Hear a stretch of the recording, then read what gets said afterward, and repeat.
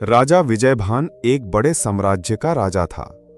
राजा को बड़ी मन्नतों के बाद अपनी रानी से एक पुत्र की प्राप्ति हुई थी। राजा अपने राजकुमार से अत्यधिक प्रेम करते थे। उसकी हर जिद और इच्छा की पूर्ति करते थे।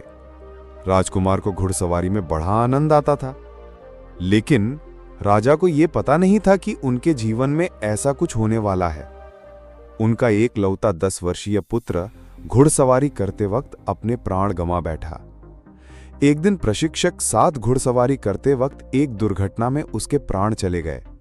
ढलान पर फिसलन वाली जगह पर घोड़ा अपना संतुलन खो बैठा।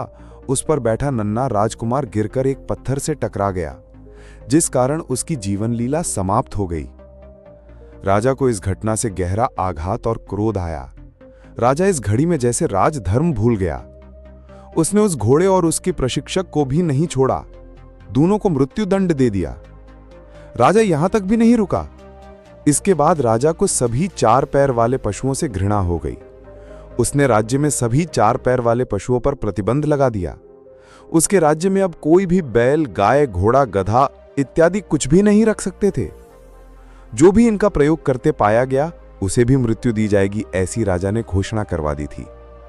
राजा अपनी एक लौती संतान के जाने से बहुत निराश था। उसने खुद को राजमहल के में कैद कर लिया था। राज्य में प्रतिबंध के कारण प्रजा का बुरा हाल था। कहीं कोसों तक उन्हें अब चलकर जाना पड़ रहा था। खेती करने के लिए भी उन्हें बैल न होने से बहुत असुविधा हो रही थी। दूध दही का अभाव हो गया। बैलगाड़ी, घोड़ा गाड़ी की जगह मनुष्य गाड़ी का प्रयोग हो रहा था। पशुओं के ना होने से कईयों की जीविका चली गई थी। आमदनी का साधन खत्म हो गया था। देखते ही देखते 9 माह बीत गए, लेकिन राजा उस संताप में था। प्रजा दुखी, कई निर्धन हो गए। भूख से कई जानें चली गईं। राज्य की प्रजा चिंता में ही डूबी रहती। उन्हें कोई रास्ता दिखाई ही नहीं दे रहा था। तभी एक साधु सन्यासी का उसी राज्य से गुजरना हुआ। राज्य में वो आए तो लोगों ने उनके आगे विनती की और उन्हें समस्या से निकालने का अनुरोध किया। उन्हें लोगों की पीड़ा दिखाई दी। इसके पीछे प्रतिबंध का कारण भी पता चला। साधु ने राजा से मिलने का निर्णय किया। वो राजमहल गए और राजा से मिलने को कहा। राजा किसी से भेंट नहीं कर रहे थे, इसलिए राजा ने यह संदेश भिजवा दिया कि आप जाएं, राजा अभी दुखी है। उस साधु ने कहा कि मैं उनके पुत्र के विषय में ही उनसे कुछ चर्चा करने आया हूं। राजा ये सुनकर उनके सामने उपस्थित हुआ। राजा ने उन्हें प्रणाम कर कहा कि आप क्या बात करना चाहते हैं। उन्होंने कहा कि हे राजन, आपने गलत ही पशुओं पर प्रतिबंध लगा दिया। आपके पुत्र की मृत्यु का कुछ और कारण है। राजा को लगा कि ये पहुंचे हुए लगते हैं। मन ही मन कुछ समय उसने विचार किया और फिर कहा, क्या हमें बताइए, ऐसा क्या है जो आप जानते हैं और मैं नहीं। उन्होंने कहा कि जल, आप जल पर प्रतिबंध लगाइए ना। आप जल पीजिए, ना आपके राज्य में कोई जल का प्रयोग करेगा और ना ही वर्षा होगी। ऐसा प्रतिबंध लगाना सही है। राजा बोला, आप क्या बोल रहे हैं? आप सन्यासी होकर एक बाप की पीड़ा के साथ खेल रहे हैं। वो बोले, मैं सच बोल रहा हूं। घोड़ा अपने आप नहीं फिसला, वहां फिसलन थी, क्योंकि घोड़ा फिसलन से फिसला और वो जल के कारण होती है। वहां आप भी जाकर भागेंगे तो गिरेंगे, तो फिर घोड़े का क्या दोष? राजा सोच में पड़ गया।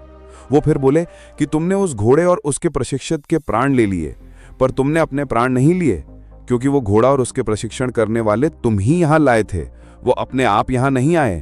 तो बहुत गहरे में देखा जाए तो असली दोषी तो तुम हो। ना तुम उन्हें यहां लाते, ना तुम्हारा पुत्र प्राण गंवाता। वो बोले, राजा, तुम्हें सबसे पहले अपने आप को दंड देना था। क्या वर्षा पर प्रतिबंध लगा सकते हो? अगर उस घटना की जड़ में जाओगे तो कुछ और ही कारण तुम्हारे समक्ष आएंगे। तुम राजा हो और राजा का पहला धर्म प्रजा पालन है, एक पिता की भांति। तुम्हारी संतान का तुम्हें इतना दुख है, इस वजह से राज्य में कितने लोगों की मृत्यु हुई है तुम्हें पता है? नहीं, तुम राजा योग्य नहीं हो। जन्म और मरण तो प्रकृति का नियम है। तुम्हारे पुत्र के साथ हुआ वो एक दुर्घटना थी, लेकिन तुम जो कर रहे हो वो पाप है। राजा साधु के वचन सुनकर उनके आगे फूट फूट कर रोया। साधु ने उसे सांत्वना दी और कहा कि उठो, हम सब एक उस परमात्मा की व्यवस्था है, इसे उसी तरह रहने दो। परमात्मा ने तुम्हें अवसर दिया है प्रजा की सेवा का। पेड़ पर एक पत्ता भी हरा रहता है, फिर सूखकर गिर जाता है। हर छोटी बात हमें परमात्मा के नियम से अवगत कराती है। कोई समझना चाहे तो समझ सकता है। बहुत हुआ राजन, अब विलंब मत करो, अपनी प्रजा का पालन करो, अपना धर्म निभाओ। एक बाप अपने पुत्र को ना बचा सका, लेकिन एक राजा न जाने कितने दूसरे पुत्रों को खुश रख सकता है। व्यक्ति को वो जहां परमात्मा का नाम लेकर प्रसन्न मन से अपना कर्म करते रहना ही उसका धर्म है। अपना धर्म निभाना है और उसके दिए इस अमूल्य जीवन को जीना है। राजा की आंखें खुल गईं। अपने इस कृत्य के कारण उसके राज्य में जो हानि हुई थी वो उसे पूरा करने में लग गया।